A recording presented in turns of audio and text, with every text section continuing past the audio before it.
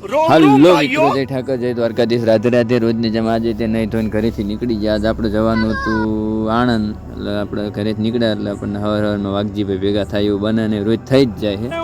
વાઘજીભાઈ ભેગા થઈને નીકળી ગયા.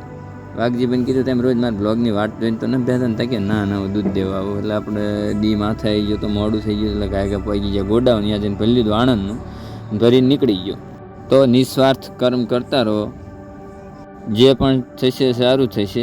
લેટ ભલે થાય પણ લેટેસ્ટ થશે. તો આપણે રિટર્ન આવી ગયા પાછા ગોડાઉને. ટેમ્પી લોડ કરી નાખી હતી, પણ એ ભાઈને કંઈક કામ હતું મને કે થોડીક બેહો. એટલે હું થોડીક વાર આરામ કર્યો અને પછી આપણે બપોર પછી નીકળી ગયા અરેરાને પહોંચી ગયા. અરેરા ખાલી કરીને આવવાનું હતું ઘરે ખાવા. એટલે ટેમ્પી કરી નાખી, ખાલી નીકળી ગયો પાછો. તો સુખના વાર્તા એને જ અપાય જે આપણા દુઃખના વાર્તા એને ઉભો રહ્યો હોય. એટલે આપણે બપોર ખાઈ લીધું, ખાઈને પાછા વળી ગયા ચોકડી બાજુ. એટલે ચોકડીએ પહોંચ્યા છું તો આપણને ભેગા થયા આપણા પીચ ચોકડીવાળા આપણા ભાઈઓ ટપ્પુભાઈ. એમને મળીને પાછા આપણે અહીંયા રાહુલભાઈ ચા બા પીને પાછું ભરી લીધું આપણે સોજિત્રાનું ભરીને નીકળી ગયો ને પહોંચી ગયા આપણે સોજિત્રાને લોડ કરીને વળી ગયો ઘર બાજુ પાછો. ફરિયાદ ના કરો, ભગવાનની રચાયેલી યોજનાનો આનંદ લો, બાકી જે થવાનું હોય તો થશે જ. તો મળીએ કાલે. જય ઠાકર, જય દ્વારકાધીશ.